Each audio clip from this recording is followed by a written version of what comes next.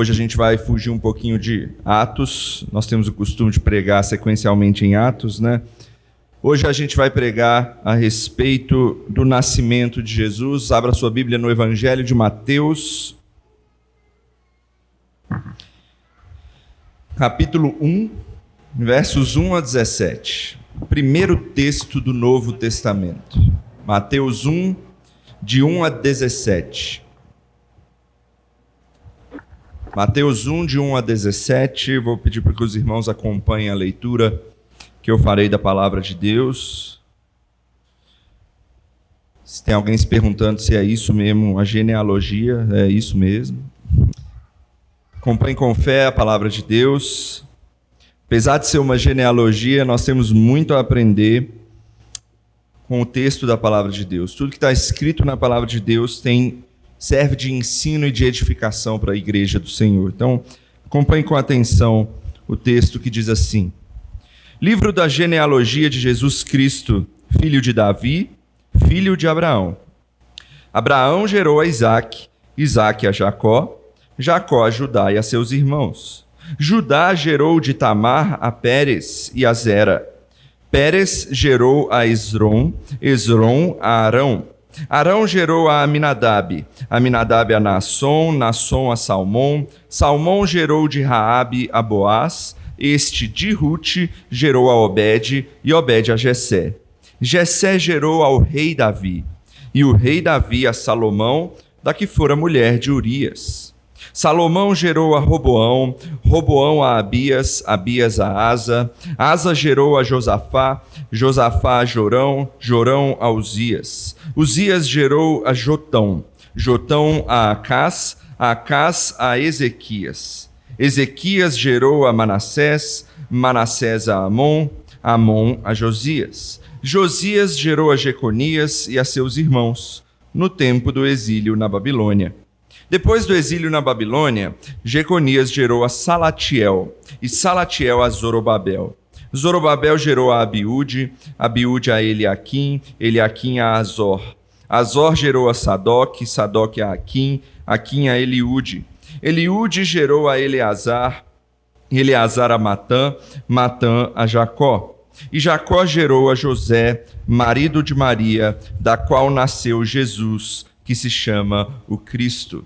De sorte que todas as gerações, desde Abraão até Davi, são 14, desde Davi até o exílio na Babilônia, 14, e desde o exílio na Babilônia até Cristo, 14. Vamos orar?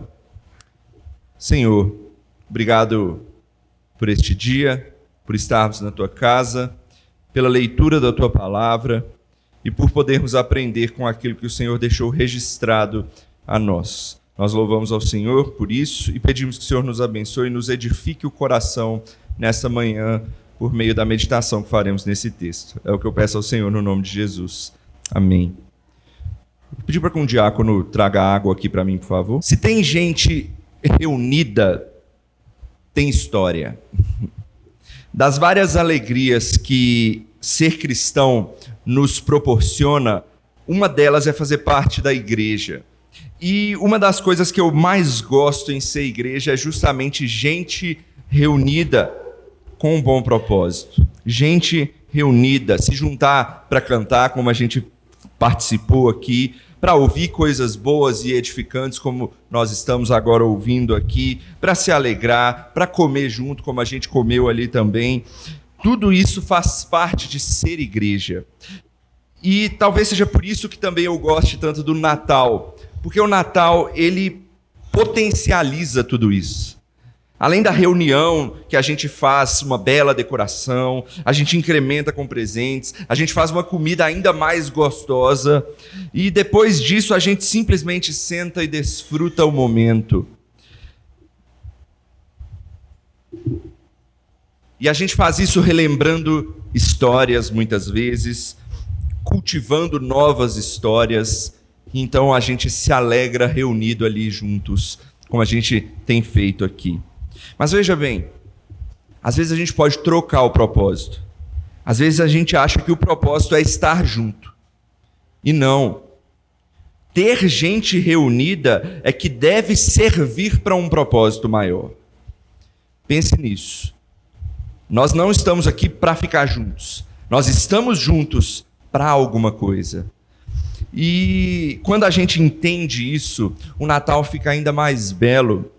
Porque se o simples fato de a gente estar reunido já é muito bom, isso fica ainda melhor quando a gente sabe que há um propósito por trás, há algo maior por trás de tudo isso. E qual é esse propósito? É o que o texto de hoje vai nos mostrar aqui para a gente entender.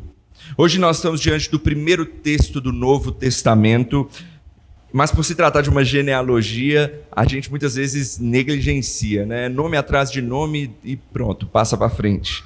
Mas esse é um texto muito importante na palavra de Deus, para nos mostrar por que nós estamos reunidos aqui hoje, para nos mostrar também por que é importante o Natal e por que o Natal é mais belo do que simplesmente pisca-pisca, Chester e amigo oculto. É um texto que nos mostra que Deus reuniu um monte de gente, cada um de um jeito, mas dessa gente Ele fez uma família que pode relembrar e cultivar a sua história. E essa história nos ajuda tanto a entender quanto a cumprir o nosso propósito que Deus nos deu, o propósito de glorificar e se alegrar no nosso Senhor e Salvador. Então, hoje é isso que a gente vai ver nesse texto. Natal é relembrar e anunciar a vinda do nosso Salvador para a glória dele e para a nossa alegria nele. Vou repetir, Natal é relembrar e anunciar a vinda do nosso Salvador para a glória dele e para a nossa alegria nele. Vamos ver isso nesses dois aspectos aqui, o aspecto do relembrar e o aspecto do anunciar. Vai ser um sermão de 2 pontos hoje.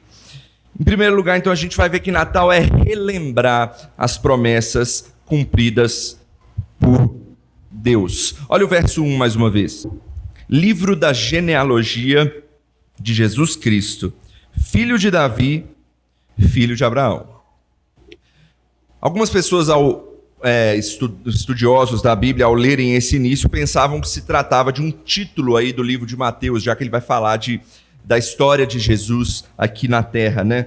Mas não. O que Mateus está fazendo aqui já começa com relembrar. Ele está nos relembrando algo. O que ele está nos relembrando aqui?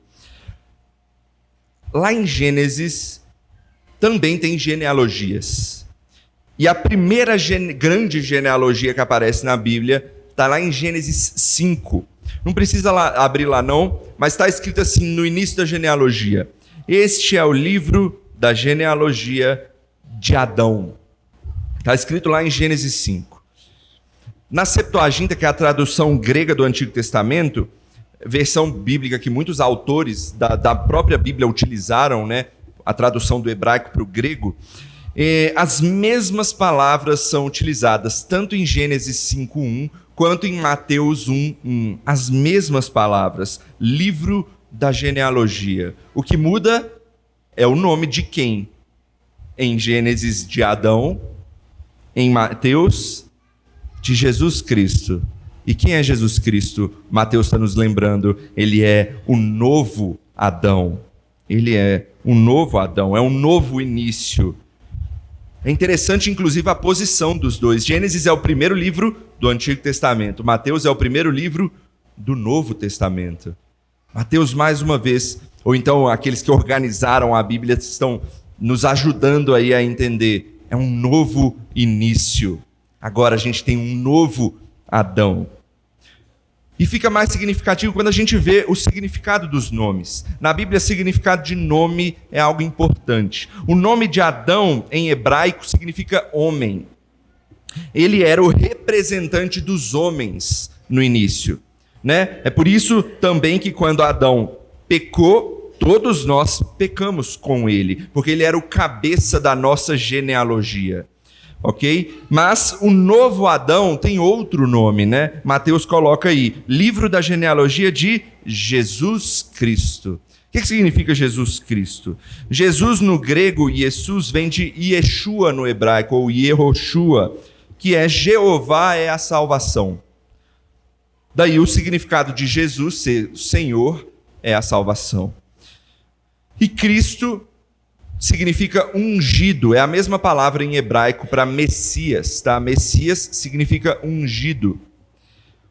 Mas chega de falar de grego e hebraico aqui, deixa eu explicar onde eu quero chegar, porque eu quero falar de relembrar. É o que Mateus está falando para a gente aqui. E a primeira coisa a se lembrar é a promessa de salvação. Quando Adão caiu, todos caíram com ele, como eu disse, e assim veio a morte ao mundo. Mas Deus graciosamente fez uma promessa de que o descendente da mulher de Adão traria salvação, resolveria esse problema. Está lá em Gênesis 3,15. Assim, o que Mateus está mostrando para a gente, quando a gente pula agora para o Novo Testamento, em poucas palavras, é que Jesus é o novo Adão, o Messias esperado, o novo cabeça dessa nova genealogia, pois ele é aquele que foi ungido para a salvação dos pecados do seu povo. Ele é o novo Adão, ele é o novo homem que encabeça agora a nossa nova genealogia. Nós viemos de Adão e por isso veio o pecado. Mas quem está em Cristo agora tem salvação, tem purificação de seus pecados. Essa é a primeira coisa que Mateus nos relembra aqui, simplesmente dizendo livro da genealogia de Jesus Cristo. Mas nós não tivemos só essa promessa foi aprofundada. E o versículo continua ali em Mateus, dizendo que Jesus Cristo é o filho de Davi. Aqui nessa genealogia, inclusive, nós temos Davi. Mateus fez questão de colocar junto ao nome de Davi, que no versículo 6, se você olhar, junto do nome de Davi está o rei Davi. Nenhum outro nome, apesar de terem vários reis aqui nessa genealogia, tem escrito o rei do lado. Por que ele fez isso? Porque Davi foi o rei que reinou no ápice do reinado de Israel, na grandiosidade de Israel. Foi o rei mais vitorioso. Inclusive foi chamado de o homem segundo o coração de Deus. E Deus fez uma aliança com Davi. E nessa aliança havia uma promessa. Em 2 Samuel 7, 12 e 13, diz assim, é Deus falando para Davi: quando teus dias se cumprirem e descansares com teus pais, então farei levantar depois de ti o teu descendente, que procederá de ti, e estabelecerei o seu reino. Aí o verso 13, este edificará uma casa ao meu nome, e eu estabelecerei para sempre o trono do seu reino. Quando a gente lê esse texto, a gente já imagina o filho de Davi, né? Salomão. Inclusive, Salomão, de fato, foi aquele que está na genealogia aqui, mas ele também foi aquele que construiu o templo. Então, está falando de Salomão aqui. Mas espera aí, o final do versículo diz que Deus diz que vai estabelecer para sempre o trono do reino na família de Davi. Mas tanto Salomão quanto o próprio templo caíram. Será que Deus falhou na promessa? Não, o trono de Davi foi de fato estabelecido para sempre.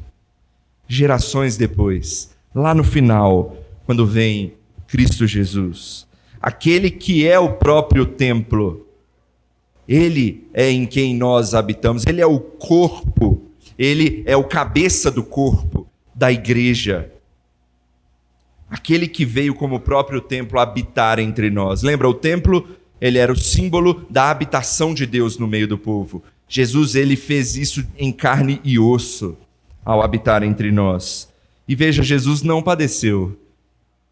Ele ressuscitou. E está assentado, diz a Bíblia, lá no seu trono, nos céus. Cristo, sim, estabeleceu para sempre o trono do reino de Davi. Ele é o verdadeiro herdeiro do trono de Davi. E essa genealogia nos faz lembrar isso clara e realmente. Mas o versículo 1 ainda termina dizendo outro cabeça de chave aqui dessa genealogia. Abraão. O texto diz que ele também é filho de Abraão. Abraão é o primeiro da lista dessa genealogia. Mateus, diferente do evangelho de Lucas, ele começa a genealogia em Abraão. Lucas volta lá em Adão. Mateus não, Mateus vai em Abraão. Por quê? Porque Mateus está escrevendo para judeus. E Abraão é onde Deus chamou o povo de Israel. Ele é o primeiro deles. Ele é o primeiro patriarca desse povo. Ele é aquele que foi chamado de o amigo de Deus. E como era de se esperar, com ele Deus fez também uma aliança com uma promessa. Após Deus provar, você pode lembrar essa história, né? Provar Abraão, provar a fé de Abraão, falando para que ele oferecesse seu único filho, Isaque. Abraão vai em amor e obediência a Deus e vai entregar seu filho a Deus.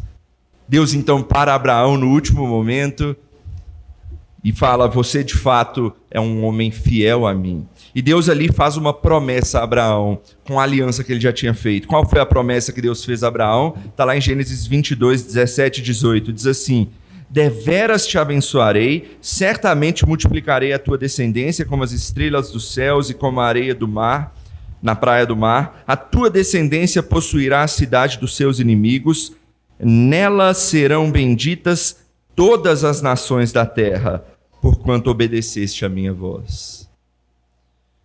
Todas as nações, não só Israel, seriam abençoadas por meio da descendência de Abraão. E sabe onde isso ocorre de forma mais grandiosa? Em Jesus. Porque é em Jesus Cristo que o mundo pode ter perdão dos seus pecados. É em Cristo Jesus que o mundo encontra redenção. Em Cristo Jesus todas as nações podem encontrar o caminho para se chegar a Deus.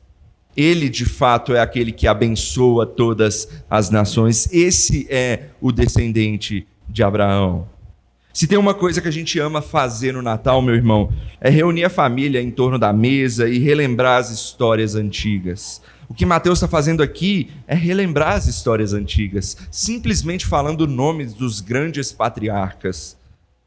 E essa história e essas histórias fazem parte da nossa história também. Não porque eu e você somos descendentes de Davi e de Abraão. Dificilmente aqui alguém tem sangue de Davi e sangue de Abraão correndo nas suas veias. Ou talvez até possa ter em pequenos percentuais. Mas porque Cristo agora é quem encabeça a nossa genealogia. Um dia, preste atenção nisso, não foi porque Abraão gerou um, que gerou outro, chegou a gente. Não, a nossa genealogia é diferente. Um dia Cristo veio ao mundo e chamou um, que pregou para outro, que pregou para outro, e chegou até você. E você faz parte dessa família. Você também é filho de Deus. Está aí uma boa história para a gente relembrar nesse Natal. Nós somos filhos também de Deus por meio de Cristo Jesus. Ele é o ápice dessa genealogia. Mas nem só de relembrar, de lembranças, né, acontece o Natal. No Natal acontece diversas vezes da gente cultivar novas histórias. Coisas boas acontecem, a gente relembra natais antigos. E aqui Mateus também está nos anunciando isso aqui.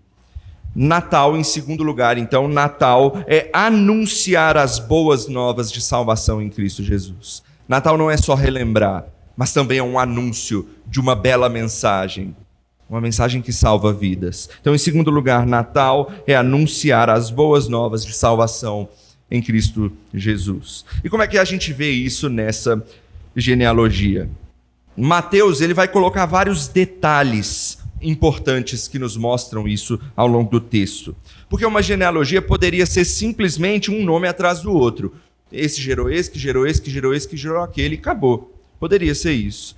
Mas Mateus, ele insere vários comentários e nomes até de outras pessoas junto desses descendentes aqui. Isso tem motivo. E com tudo isso ele quer dizer várias coisas para nós como leitores deles. E eu vou citar 3 principais motivos aqui que apontam para as boas novas de Cristo Jesus ao longo dessa genealogia. A primeira é que a boa nova é a boa nova de que o mundo todo está sendo alcançado por Cristo Jesus. O mundo todo está sendo alcançado por Cristo Jesus. Olha o verso 2 do texto. Abraão gerou a Isaque, Isaque a Jacó, Jacó a Judá e a seus irmãos. Interessante aqui, já tem um primeiro comentário de Mateus. Ele cita não só Judá, ele cita os irmãos de Judá. Por quê? Porque Judá é quem realmente está na linhagem. Mas por que ele cita os irmãos? Porque os irmãos de Judá, os 12 filhos de Jacó, é eles quem constituem os cabeças do povo de Israel. Lembram, não eram 12 tribos? Vem aí dos 12 irmãos, dos 12 filhos, de Jacó. Eles constituíram o povo de Israel. E outra coisa que você pode reparar aqui é que não tem os irmãos, por exemplo, de Isaque, que é Abraão teve outro filho, além de Isaque, que era Ismael, ele não aparece aqui. Ou então, o irmão de Jacó mesmo, Esaú, também não aparece aqui. O que Mateus está querendo dizer para nós? Que para fazer parte do povo de Deus, não é simplesmente ter o sangue de Abraão. Ismael tinha sangue de Abraão. Esaú e os filhos e a descendência deles têm o sangue de Abraão. Mas eles não estão como parte da genealogia, como parte do povo de Deus. O que ele está querendo dizer? Ele vai deixar isso mais claro ainda nos versos 3 a 5. Olha lá os versos 3 a 5. Judá gerou de Tamar a Pérez e a Zera. Pérez gerou a Esrom, Esrom a Arão. Arão gerou a Aminadab, Aminadab a Nasson, Nasson a Salmão. Salmão gerou de Raabe a Boaz. Este de Ruth gerou a Obed e Obed a Jessé. Aqui nós temos novos comentários de Mateus. O que nós temos aqui então? Mateus acrescenta algumas mulheres aqui no texto que geraram alguns desses nomes. São citadas aqui nesses versículos que eu li 3 mulheres: Tamar, Raabe e Ruth. Sabe o que essas 3 mulheres têm em comum? Nenhuma é israelita. Nenhuma é do povo judeu. Todas vieram de fora. Tamar e Raabe eram cananeias e Ruth era moabita. Logo, o que Mateus está dizendo aqui para nós, ao incluí-las, é povo de Deus, o povo de Israel não é necessariamente um povo de sangue, mas é um Israel que é marcado pela fé.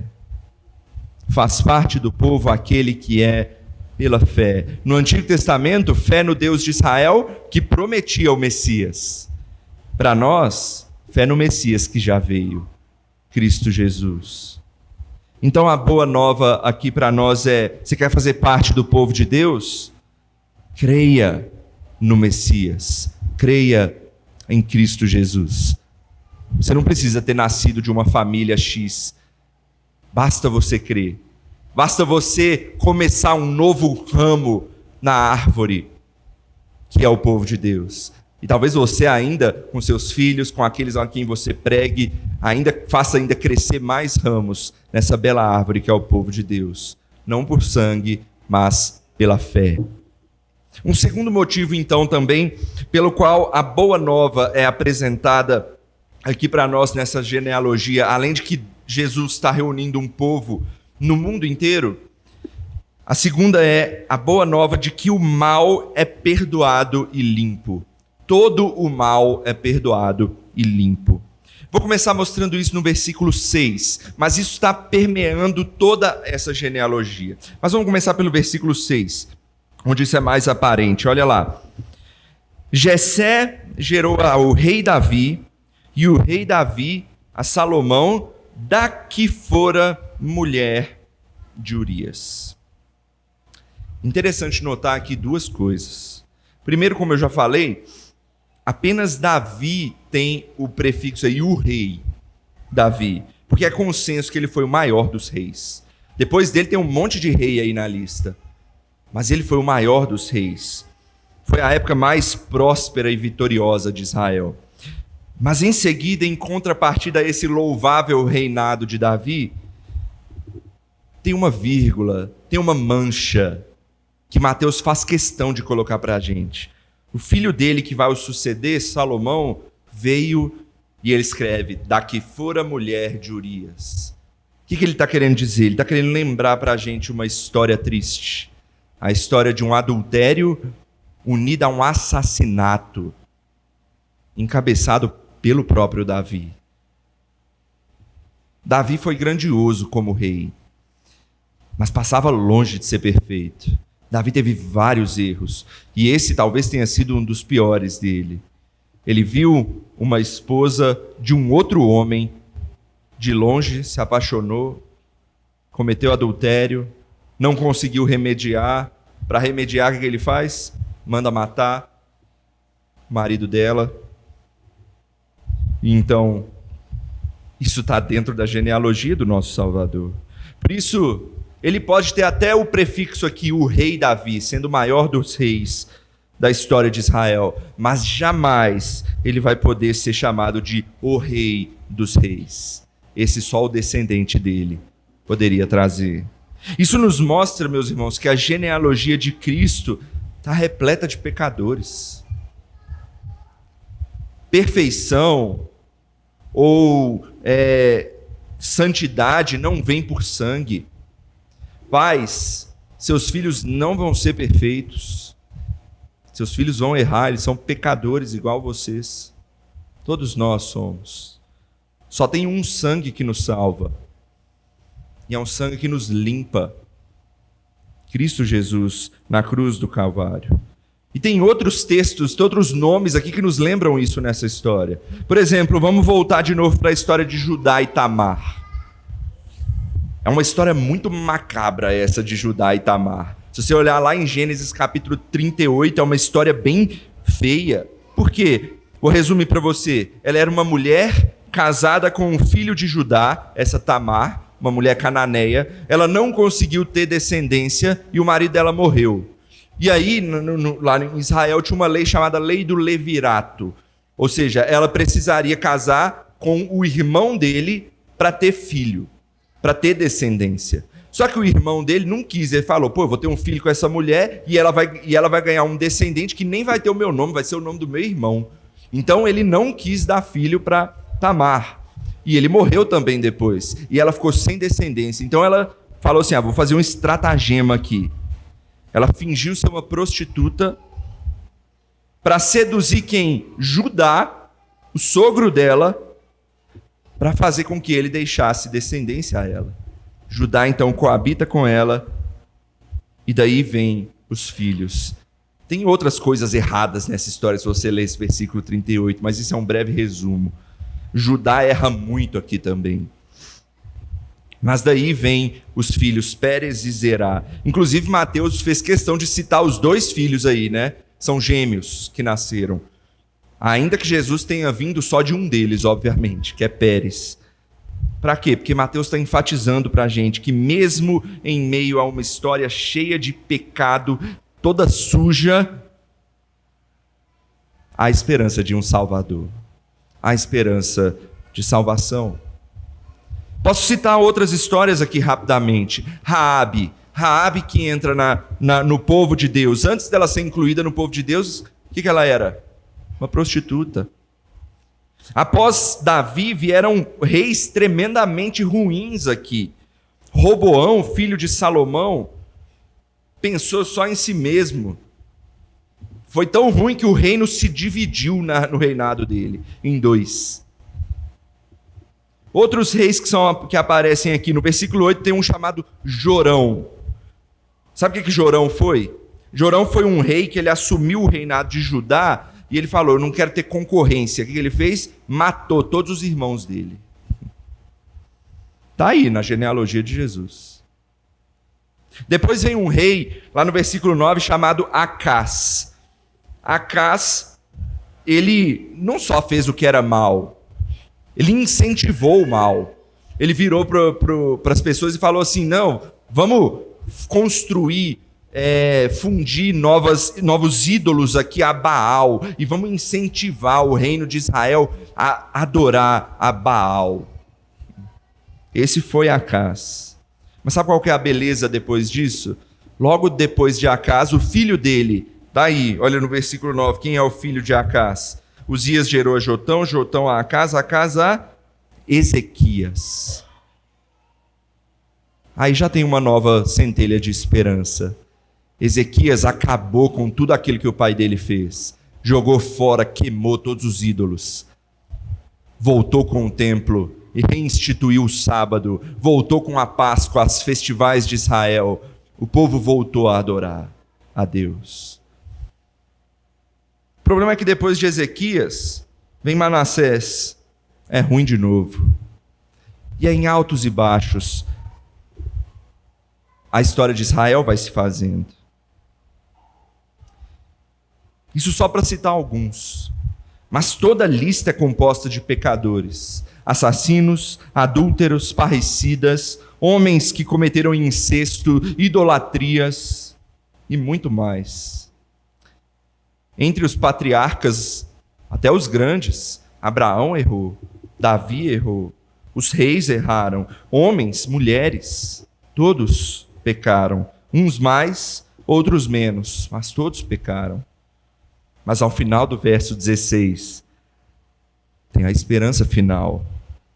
E a esperança para nós é, não importa o tipo de pecado que tenha manchado a sua vida. Não importa aquilo que você cometeu anteriormente. Há perdão para todo aquele que crê em Cristo Jesus e se arrepende. Essa é a esperança que nós temos. Davi, um homem que adulterou e assassinou, foi chamado de um homem segundo o coração de Deus. Basta se entregar ao Senhor e Salvador Jesus Cristo, crendo e se arrependendo dos seus pecados. Isso nos mostra então a segunda boa nova. Nosso Salvador vem para limpar e extirpar o mal desse mundo. Mas nós fomos levados ainda a uma terceira questão que nos mostra as boas novas nessa genealogia que eu quero trazer. A boa nova de que Deus age providencialmente e intencionalmente nesse mundo para nos salvar. Deus está agindo nesse mundo providencialmente e intencionalmente para nos salvar. Ainda que as coisas não pareçam assim, Deus está agindo.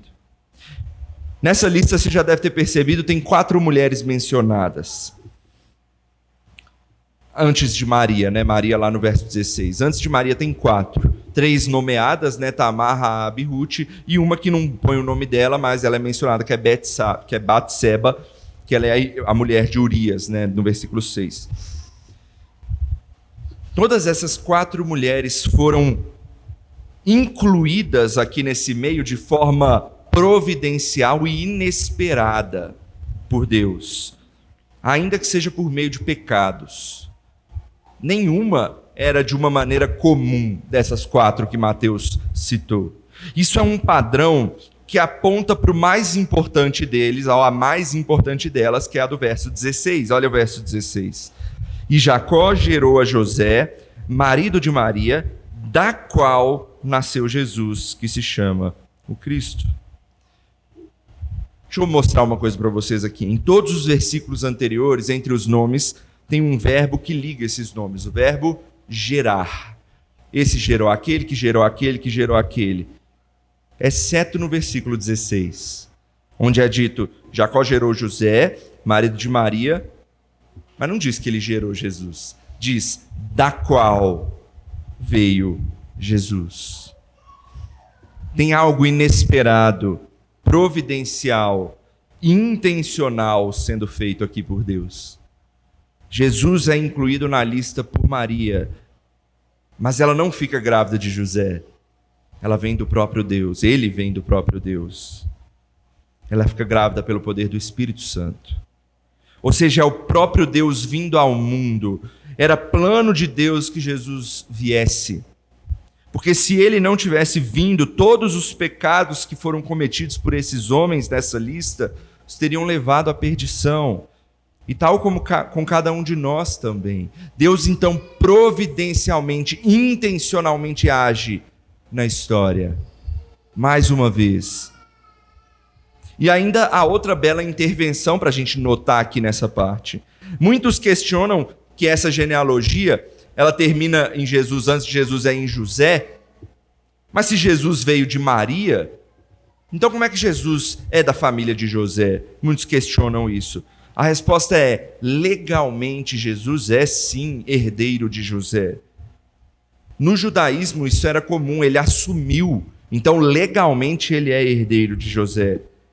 E assim se tornou herdeiro de Davi e também de Abraão para cumprir as promessas. E se isso aconteceu com Cristo, há esperança para mim e para você também. Como disse Paulo certa vez, éramos por natureza filhos da ira, mas Deus, por sua misericórdia e grande amor com que nos amou, em Cristo Jesus nos fez filhos de Deus. Nós fomos incluídos. Não importa de onde nós viemos, nós somos da família, tal como Jesus se tornou parte da descendência de José. Meu irmão, essas são as boas novas que devem ser anunciadas no Natal. Um bebê veio ao mundo. E por que nós celebramos isso? Porque esse bebê veio reunir um povo antes rebelde, distante de Deus. Mas ele veio nos reunir, purificar e salvar para Ele, para sermos feitos filhos de Deus e, enfim, nos reconciliarmos com o nosso Criador. Não importa se você é um desconhecido. Sabe, lá nos versículos a partir do 12, tem um monte de nome que nem aparece no Antigo Testamento. Zorobabel é o último que aparece no Antigo Testamento, lá no livro de Ageu. Ele é o último. Depois de Zorobabel, aí, versículo 13, 14, 15, tem um monte de nome que a gente nem sabe quem é. Você não precisa ser conhecido, meu irmão. Basta você ter sido chamado por Deus, que você faz parte desse povo. Essa é a bela mensagem do Natal. E eu queria concluir esse sermão com o último versículo, onde Mateus mostra o ápice de tudo isso. Olha o versículo 17 do texto. De sorte que todas as gerações, desde Abraão até Davi, são 14. Desde Davi até o exílio na Babilônia, 14. E desde o exílio na Babilônia até Cristo, 14. Esses números 14 aí, são basicamente, quem é bom de matemática aí, 7 vezes 2. E 7 é um número característico na Bíblia, né? É um número que representa perfeição, que representa plenitude. Mas qual é o sentido prático que isso nos traz? Tem 2 principais sentidos aqui para nós. O primeiro, se são 3 grupos de 14, significa que são 6 grupos de 7, né? 6 setes. Isso quer dizer que Jesus está iniciando o 7º sete.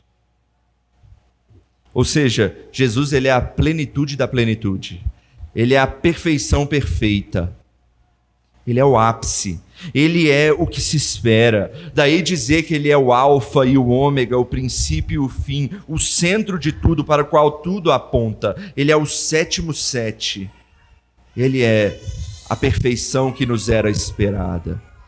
Mas tem uma outra coisa que o número 7 representa para nós que é importante lembrar.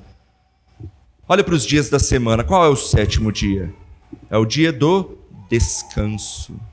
O número 7 também representa descanso. Lembra da criação? Deus criou em 6 dias e no 7º descansou. O 7 é o dia do descanso. E a lei judaica de Israel no Antigo Testamento nos ajuda a entender isso. Tim Keller é um autor que escreve muito bem isso. Vou utilizar uma coisa que ele diz que é importante aqui. Ele nos lembra que a cada 7 anos, os judeus eles deviam deixar a terra sem cultivo para que ela descansasse. De 7 em 7 anos eles faziam isso. Só que tinha ainda um festival, vamos dizer assim, especial, uma data especial. A cada grupo de 7 anos, a cada 7 grupos de 7 anos, ou seja, 49 anos, era considerado o ano do jubileu. Ou seja, no ano 50, que é o ano finalizando o 7, o grupo de 7, isso significa que tinha o ano do jubileu. O que era o ano do jubileu? Já estou dando spoiler aí para a escola dominical, que a gente está estudando os festivais de Israel, né? Inclusive é o da próxima aula, é o ano do jubileu. Os escravos, nesse ano do jubileu, seriam libertados, as dívidas seriam perdoadas, todo o povo de Deus teria que descansar, deixar a terra descansando. Por quê? Porque era o ano do descanso. Tudo descansaria para Deus renovar todas as coisas. O simbolismo aqui para nós, então, é que o menino que nos nasceu é o renovo. É o nosso descanso tão esperado. Se ele é o princípio e o fim, nele nós podemos ter a certeza de que tudo se fez novo em nossas vidas. Pois nele nós nascemos de novo, purificados foram os nossos pecados, mas também podemos ter a esperança de que um dia nós também descansaremos das dores desse mundo, dos sofrimentos dessa vida, e não só dessa vida espiritual nossa aqui, mas todo esse mundo, tudo que nele há vai ser renovado. Ele é o 7º sete, o fim desse sofrimento, desse cultivo e de tudo que a gente precisa fazer aqui, porque nele nós vamos descansar, porque ele vai fazer nova todas as coisas. Essa é a nossa grande esperança no Natal. Por isso nós vamos celebrar com alegria. Cristo, nosso Salvador, nasceu. Já, inclusive, a gente vai cantar isso com as crianças. Mas fique com essa mensagem. A beleza do Natal está aí. Nós podemos relembrar as belas histórias, mas também nós podemos cultivar as novas histórias e ter a esperança de que um dia tudo se fará novo, porque um menino nos nasceu. Vamos orar?